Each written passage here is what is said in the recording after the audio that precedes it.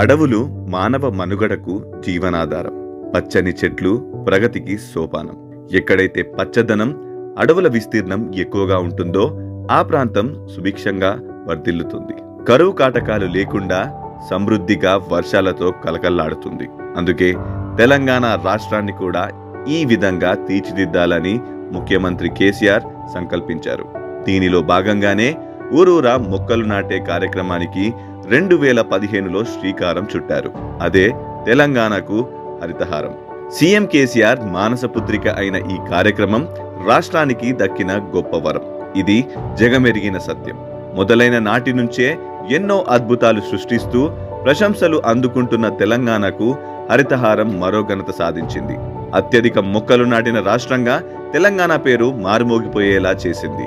అంతేకాకుండా మన దేశంలో పచ్చదనం పెంపునకు ఎంతగానో దోహదపడుతుంది.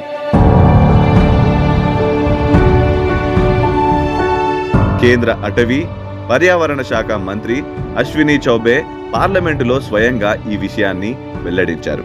భారత్లో గత 3 ఏళ్లలో నాటిన ప్రతి 5 మొక్కల్లో 1 తెలంగాణలో నాటిందేనని ఆయన చెప్పారు. రాష్ట్ర ప్రభుత్వం చేపడుతున్న చర్యల కారణంగా తెలంగాణలో గ్రీన్ కవర్ 18 నుంచి 31.6% పెరిగిందని ప్రశంసించారు.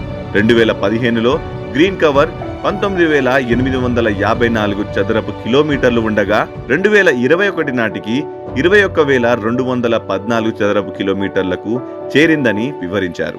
ఇది మన దేశంలోనే 2వ అత్యధికం అని కొనియాడారు. గణాంకాల ప్రకారం 2015 నుంచి ఇప్పటి వరకు తెలంగాణ వ్యాప్తంగా 268.13 కోట్ల మొక్కలు నాటారు. గడిచిన 3 ఏళ్లలో రికార్డు స్థాయిలో 85.62 కోట్ల మొక్కలు పెట్టారు.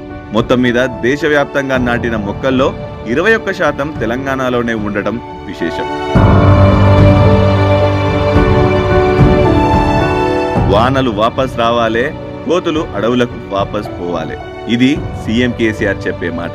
దీనికి హరితహారం ఎంతో ఉపయోగపడుతోంది. ఈ కార్యక్రమం అమలును ప్రభుత్వం అత్యంత ప్రతిష్టాత్మకంగా తీసుకుంది. ఇప్పటి వరకు మొక్కల పెంపకానికి 9,000 కోట్లు ఖర్చు పెట్టింది.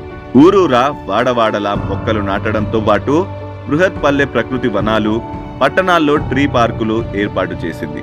రాజధాని నగరం హైదరాబాద్ లో కూడా విరివిరిగా మొక్కల పెంపకాన్ని చేపట్టింది. దీని కారణంగా భాగ్యనగరానికి వరల్డ్ గ్రీన్ సిటీ అవార్డు లభించింది. రాష్ట్రంలో మొక్కలు నాటడం మాత్రమే కాకుండా వాటి సంరక్షణకు సర్కార్ పకడ్బందీ చర్యలు చేపట్టింది. వీటన్నిటి వల్ల తెలంగాణ పచ్చదనంలో కలకలలాడుతోంది.